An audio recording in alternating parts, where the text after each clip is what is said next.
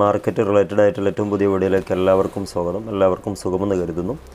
നമ്മളിന്ന് സംസാരിക്കുന്നത് രാജ്നന്ദിനി മെറ്റൽ എന്ന് പറയുന്ന സ്റ്റോക്കിനെ കുറിച്ചാണ്. ഈ സ്റ്റോക്ക് പരിഗണിക്കാൻ കാരണം മെറ്റലായിട്ട് ബന്ധപ്പെടുന്ന മേഖലകളിൽ 2025-26 കാലഘട്ടം നല്ലൊരു പോസിറ്റീവ് ടെൻഡൻസി ഉണ്ട് എന്ന് പല ആർട്ടിക്കിളിലും നമ്മൾ വായിക്കാനിടയാക്കും.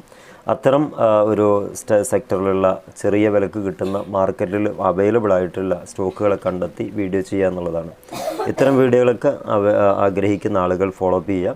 നമ്മൾ രഞ്ജനി മെറ്റലിൻ്റെ കാര്യം എടുക്കുകയാണെങ്കിൽ 2025 ജനുവരി 6-ാം തീയതി ക്ലോസ് ചെയ്തിട്ടുള്ളത് 8 രൂപ 52 പൈസക്കാണ്. അഥവാ 0.31 പൈസ നഷ്ടത്തിൽ അല്ലെങ്കിൽ നെഗറ്റീവായിട്ടാണ് ക്ലോസ് ചെയ്തിട്ടുള്ളത്. എങ്കിലും ഇതിൻ്റെ ഫണ്ടമെൻ്റൽ സൈഡും അതുപോലെ തന്നെ ഫിനാൻസ് സൈഡും ഒക്കെ നമ്മൾ നോക്കുകയാണെങ്കിൽ തിരക്കേടില്ലാത്ത ഒരു അപ്ഡേഷൻ അല്ലെങ്കിൽ ഒരു സ്റ്റാറ്റസ് നമുക്ക് കിട്ടുന്നുണ്ട് എന്നുള്ളതാണ്.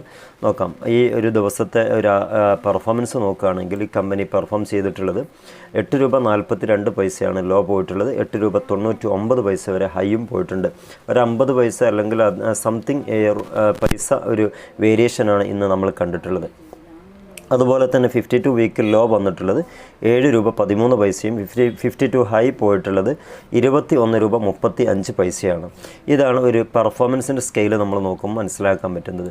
ഫണ്ടമെൻ്റൽ സൈഡ് നോക്കുകയാണെങ്കിൽ മാർക്കറ്റ് ക്യാപിറ്റലൈസേഷൻ 244 ക്രോറാണ്. പി റഷ്യോ ടിറ്റിഎം ബേസ് ചെയ്തിട്ട് പറയുകയാണെങ്കിൽ 147.17.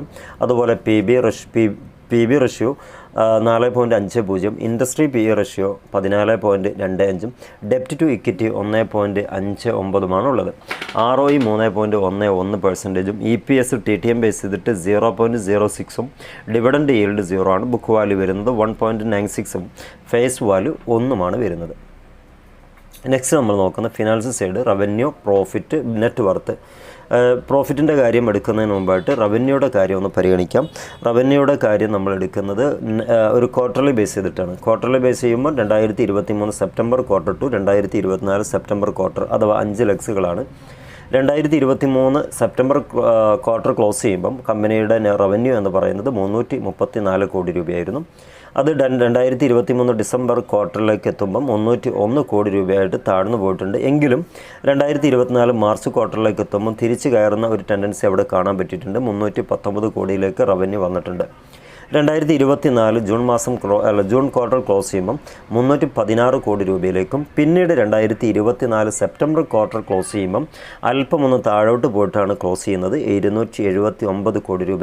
ഇതാണ് ഈ ഒരു റവന്യൂയുടെ ബേസിട്ട് നമ്മൾ ആ ഒരു ക്വാർട്ടർലി നോക്കുമ്പം മനസ്സിലാക്കുന്ന കാര്യം.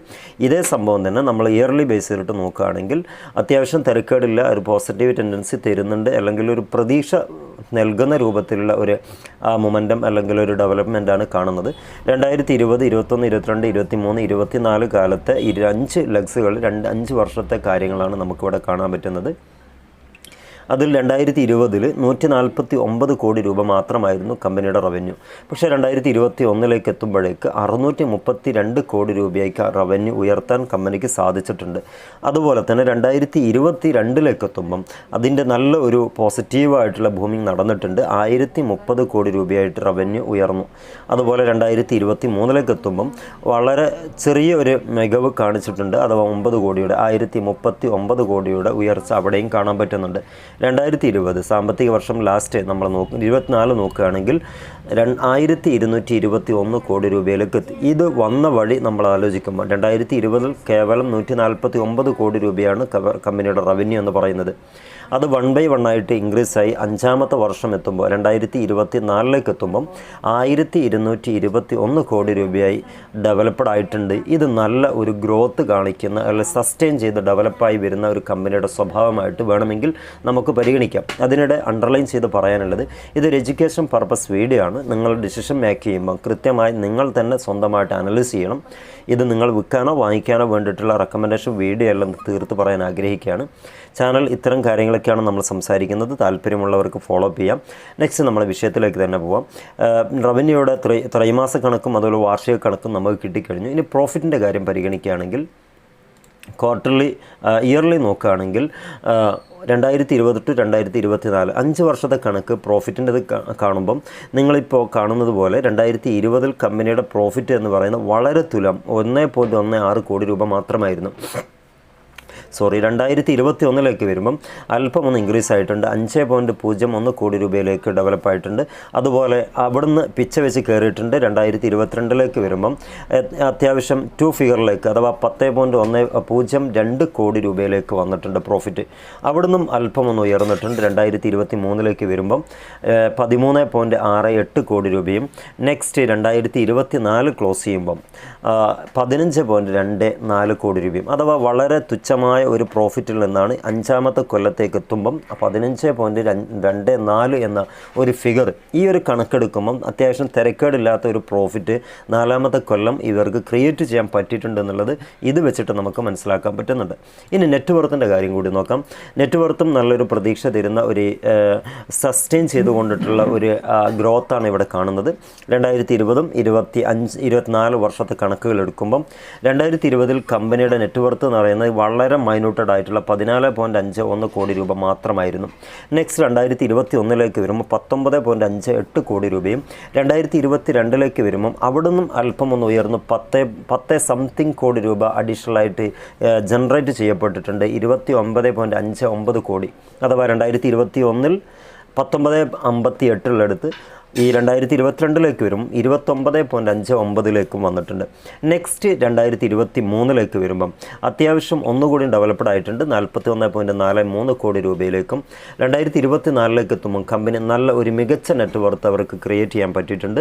56.71 എന്ന ഒരു ഫിഗർ.